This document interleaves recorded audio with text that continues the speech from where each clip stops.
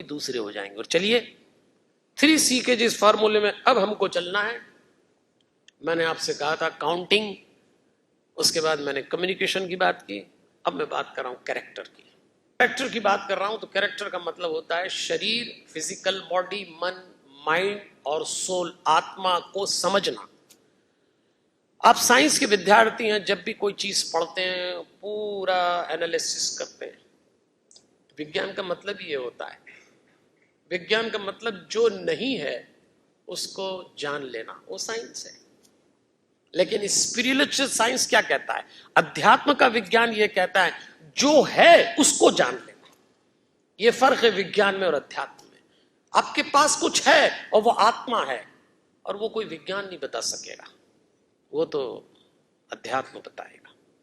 आपको आत्मा क्या है ये दुनिया का कोई विज्ञान नहीं बताएगा, बल्कि विज्ञान एक समय बाद तो ये बता देगा जो दिखता नहीं वो होता नहीं, ये विज्ञान की थ्योरी है। और हम ढूंढेंगे और नहीं मिला तो हम कह देंगे होता ही नहीं है, पर आत्मा होती है। अब आप कहेंगे आत्मा हो, तो आत्मा अनुभूत की जाती है, आत्मा दिखती नहीं है, शरीर दिखता है। आत्मा अनुभूत होती है, एक्सपीरियंस्ड, फीलिंग का मामला है, सेंसेशनल मामला है।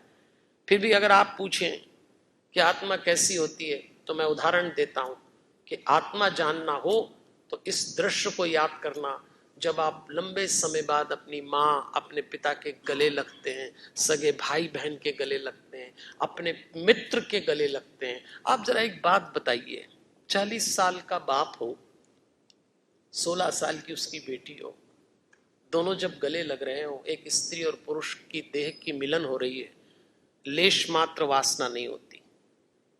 16 साल का बेटा हो, 40 साल की माँ हो, दोनों गले लग जाएं, लेश मात्र काम भाव वासना नहीं होती। लेकिन जैसे अपने माँ पिता या अपने बच्चों को गले लगा के आपको जो महसूस होता है, उस महसूस होने का नाम आत्मा है। दिखती नहीं है, पर आपको कुछ लगता है कि कुछ है हमारे भीतर, कुछ है, उसका नाम आत्मा है। उस फीलिंग में जिए, और ये जितनी क्रियाएं आपको महसूस होगा कि हम कुछ और हैं, तो फिर हम जब आत्मा है, इतने पावरफुल हैं, तो हम निराश क्यों हो, फिर हम थक क्यों जाएं, फिर हम डिप्रेशन में क्यों आए? आना ही नहीं चाहिए। हाँ, केवल शरीर पे रहेंगे, केवल मन यानी माइंड पे रहेंगे तो देखो, मन का तो काम ही उदास करना। बहुत मजा आता है मन को। हमारे भीतर एक मन है देवियों और सज्जनों, उसको अच्छे काम बिल्कुल पसंद नहीं है। अभी जो आप मुझे सुन रहे हैं तो तन से तो यहीं बैठे, क्या राजा बेटी की तरफ, तन से तो कुछ तो ऐसी गर्दन हिलाते हैं जैसे आज ही भगवान उठा लेंगे यहां से। लेकिन मन कहाँ है आपका? कितनी बार इस ऑडिटोरियम से बाहर चला गया। इस मन को तो क्लासरूम में बैठने का भी मन नहीं होता।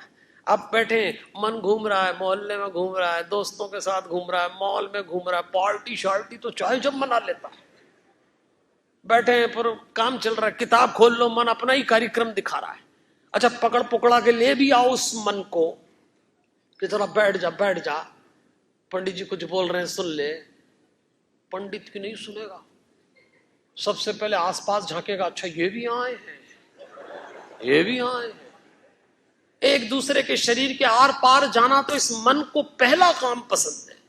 अच्छा, पता भी नहीं लगने देता आपके भीतर क्या चल रहा है, आप नहीं जान सकते, कोई दूसरा तो जान ही नहीं सकता। अच्छा, इस मन को गंदे और गलत काम बहुत पसंद है, दूसरे के लिए अच्छा तो सोचता ही नहीं।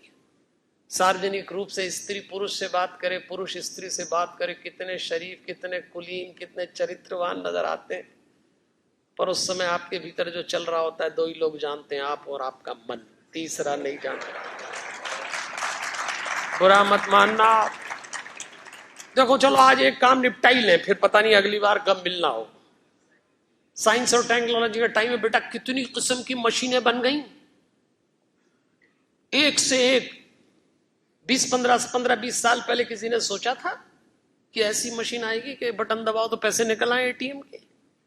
किसी ने सोचा था कि छोटा सा 6 इंच के खिलौने में सारी दुनिया आ जाएगी मोबाइल में?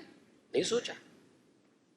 अब मैं बता रहा हूं, 6 महीने में एक नई मशीन आ रही, वो बनाई भगवान ने, बाकी तो सब इंसान ने बनाई।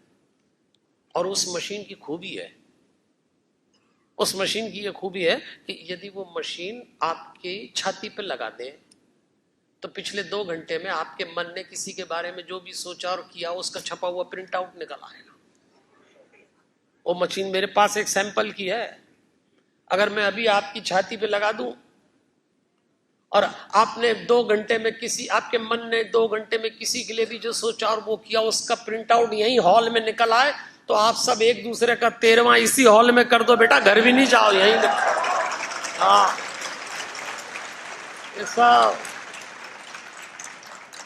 ये जितना गुरुजियों के लिए ताली बजा रहे हो सब पेपर में आ जाएगा।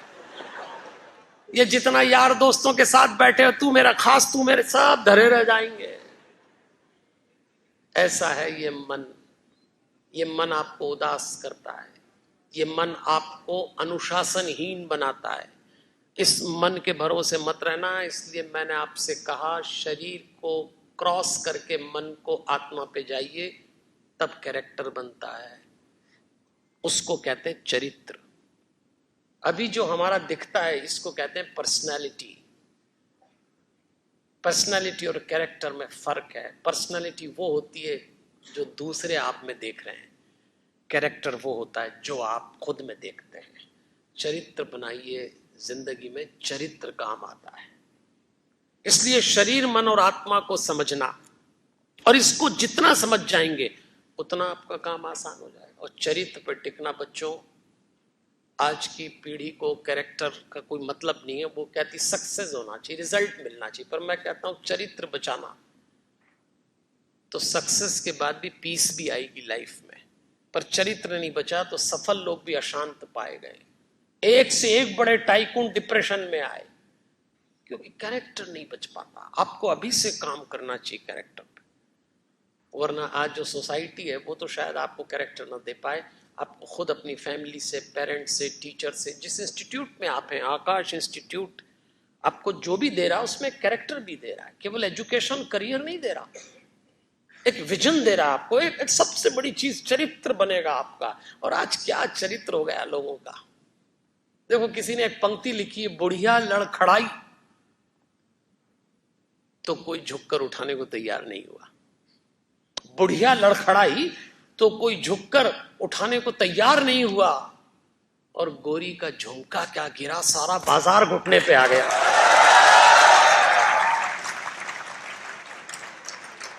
तो क्या ये चरित्र है? इस चरित्र से आप क्या करेंगे? 2 पैसा कमा लेंगे लेकिन शांत नहीं हो पाएंगे। मैं आपके पास जो आया हूं, मैं आपको शांति देने आया हूं, मैं आपको आत्मविश्वास की बात करने आया हूं। बाकी तो सब आप ही को करना है। और मैंने फिर कहा, मेरी कुछ बातें शायद आज आपको काम ना आए, लेकिन जिंदगी जब यहां से बाहर शुरू होगी, चैलेंजेस जब आपको सिंगल फेस करना पड़ेंगे, तब शायद मेरी कुछ बातें काम आए। चलिए मैं अपनी बात पूरी करूं, फिर दोहरा देता हूं उन सारी बातों को आपसे कि ये जो 3C का फार्मूला मैंने आपसे दिया, मैंने आपसे कहा counting, fees, education, time, clear counting होना चाहिए। कम्युनिकेशन, पेरेंट्स, टीचर्स, फ्रेंड्स, खुद से क्लियर होना चाहिए। और कैरेक्टर, शरीर, मन और आत्मा को समझो बच्चों। याद रखना, आप जब आप जिंदगी में कंपटीशन में उतरेंगे, चैलेंजेस सामने आएंगे, उस समय कुछ आपके भीतर है वही काम आएगा। निराश नहीं होना है, खुश रहिए, खुश रखिए। आप अपने माँ बाप का सपना है, वो टूटना नहीं चाहिए। बिल्कुल मत टूटना, निराश मत होना, डिप्रेशन में मत जाना।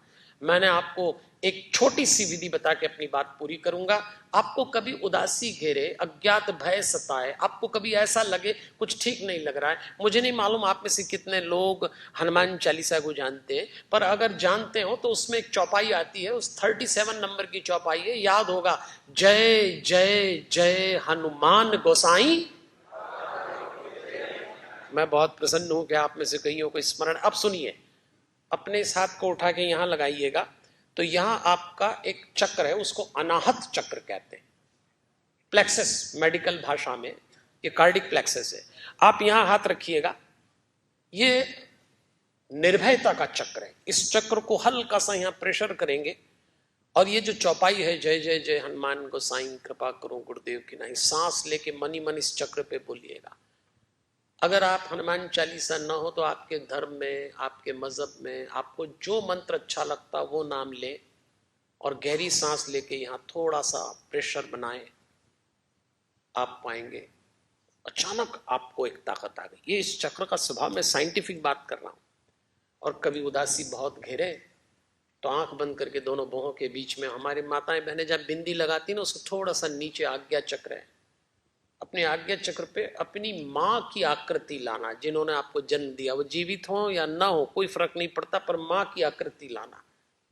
दुनिया का कोई साइंस आज तक नहीं ढूंढ पाया कि कोई अपनी माँ को दोनों भौहों के बीच में अगर याद कर ले, देख ले, तो वो शांत कैसे हो जाता है। अभी तक चल रही रिसर्च, आप करके देखना। जो अपनी माँ से जुड़ा हो, जो अपने से जुड़ा हो, उसको दुनिया में कोई अशांत कर ही नहीं सकता।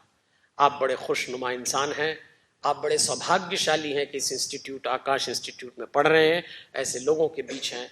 मैं हनुमान जी से प्रार्थना करता हूं आपके जीवन में यश, मंगल और कीर्ति हो। दुनिया बड़ी गोल, हम फिर कहीं मिलते रहेंगे, पर मैं एक प्रार्थना कर रहा हूं, मेरे जीवन में जो जो भी सुख आए हैं वो सब आपके जीवन में आए, और मेरे जीवन में जो जो भी दुख आए हैं वो एक भी आपके जीवन में ना आए। धन्यवाद। हमारे हनुमान।